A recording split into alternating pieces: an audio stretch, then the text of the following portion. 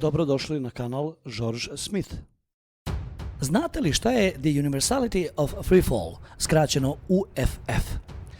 To vam je ideja da sva tela, bez obzira na njihovu masu i bez obzira od kog su materijala, padaju istom brzinom u uniformnom gravitacionom polju. Ova ideja je ekvivalentna tvrdnji da su inerciona i gravitaciona masa jednake, što je još Newton tvrdio. Newtonov zakon gravitacije može da iskaže Galileo zakon, a iz jednačine po kojoj sva tela na zemlju padaju sa ubrzanjem od 9,81 metar u sekundi na kvadrat, jasno se vidi da masa padajućeg tela nema nikakav uticaj na to ubrzanje, jer nije ni uvršteno u jednačinu. Po ovome izlišno je spominjati i materijal od kog je padajuće telo. Naravno, pričamo o slobodnom padu u vakumu. Nisu samo Galileov i Newtonov zakon neodvojivi od ove univerzalnosti slobodnog pada, da se tako izrazim. I Einsteinova teorija gravitacije, opšta teorija relativnosti, zasniva se na UFF-u, toj univerzalnosti slobodnog pada, koja određuje da se svi objekti ubrzavaju identično u spoljašnjem gravitacionom polju. BBC, na primjer, je mnogo puta emitovao emisije u kojima je popularizovao ovu ideju. Just look at that view. That is fantastic. And it's a very long way down.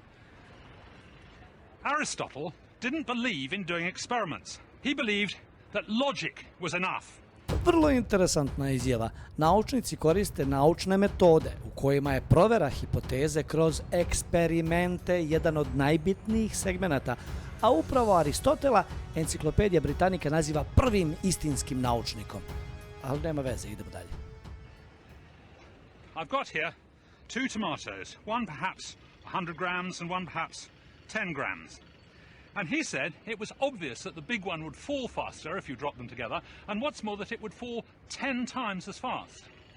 What's really extraordinary is, first, that everyone seems to have believed him, and second, that no one actually did the experiment until 1590, when Galileo said, hang on a sec, I'm going to test that. I jeste neverovatno. Ako mene pitate, nemoguće. Razmislite, Aristotel je umro 322. godine pre nove ere, tako kažu.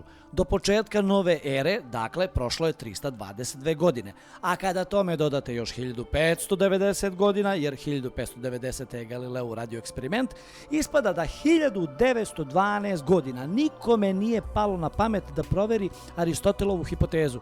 Ako verujete u ovu budalaštinu, ili imate jako loše mišljenje o inteligenciji čovječanstva u celini, ili ste hipnotisani. Newton, kog smo već spominjali, je recimo bio ubeđen da je vremenska lenta značajno razvučena i da su se mnogi događaji iz davne prošlosti desili zapravo mnogo kasnije, bliže našem vremenu. No, to je neka druga priča. And so, according to legend anyway, he came up here to the top of the Leaning Tower of Pisa.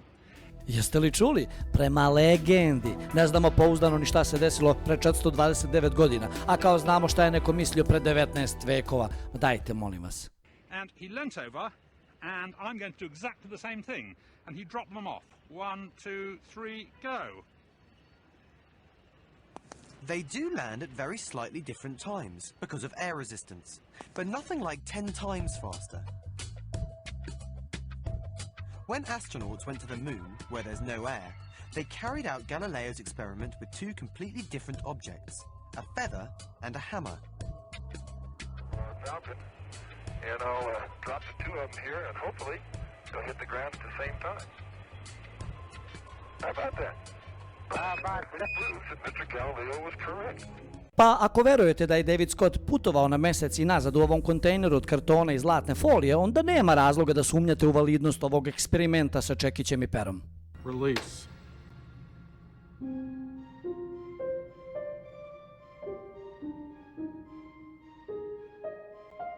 BBC je emitovao i ovakve filmiće u kojima pokazuje kako u vakumu različita tela padaju prema zemlji istim ubrzanjem. Dakle, i ovo je eksperiment koji dokazuje prisustvo UFF-a, one univerzalnosti slobodnog pada. Doduše, na kraju videa uvaženi profesor Brian Cox je zamislio šta bi Einstein rekao na ovo, pa ga je, da tako kažem, citirao. The reason the bowling ball and the feather fall together is because they're not falling. They're standing still. Svašta čovjek može čuti u današnje vrijeme.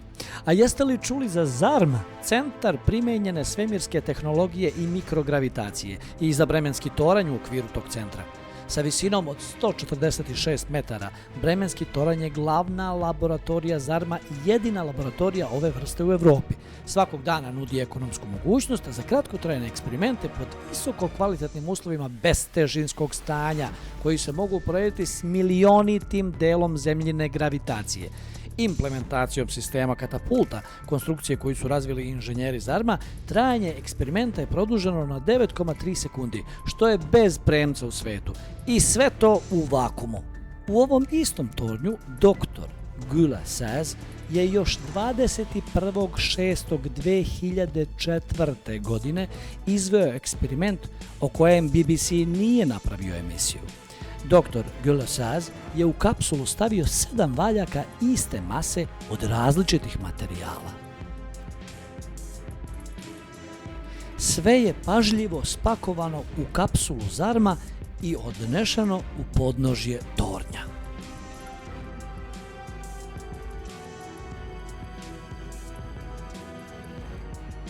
Potom je iz pogona izvučen vazduh, te je u vakumu kapsula katapultirana.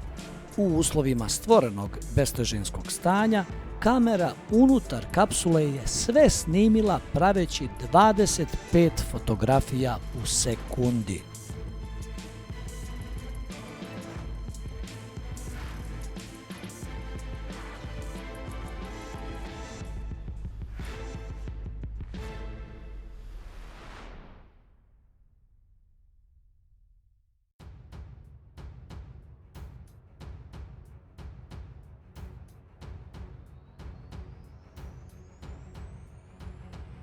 A evo i šta je kamerom zabeležen rezultat ovog eksperimenta.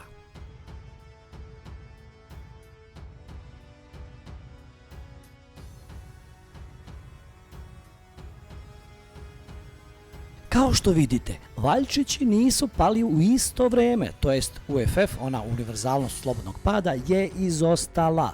Šokiran ovim saznanjem, odlučio sam kontaktirati doktora Száza. Napisao sam mu: pozdrav iz Srbije. Ako sam dobro razumeo rezultat ovog eksperimenta, on pokazuje da je Galileov eksperiment samo legenda i da nije istina da sva tela padaju na zemlju sa istim ubrzanjem. Da li to znači da gravitacija nije direktno vezana za masu i da postoji nešto drugo što određuje ubrzanje tela koja padaju? Na moje veliko zadovoljstvo, dr. Száz mi je odgovorio: da, ubrzanje tela je povezano sa proizvodom gravitacionih naboja tela, a ne sa proizvodom masa tela. Ako se sada pitate šta ćemo sa Newtonovim zakonom gravitacije, koji kaže da se sva tela međusobno privlače silama koje su proporcionalne proizvodu njihovih masa, a obrnuto proporcionalne kvadratu rastojanja između njih, to je dobro pitanje. Kao što primećujete, svoj mail dr. Száz je čak naslovio sa UFF nije prisutan, a na svom YouTube kanalu video koji prikazuje ovaj eksperiment je nazvao Einstein nije u pravu. Inače, dr. Száz naglašava da kao i svaki drugi eksperiment, i ovaj svakako treba ponoviti da bi se otklonile eventualne greške i kako bi se rezultat verifikovao. Zašto je prošlo već 15 godina, a ovaj eksperiment nije ponovljen? Slušajte pažljivo. Uprava bremenskog tornja ne dozvoljava da se ovaj eksperiment opet uradi.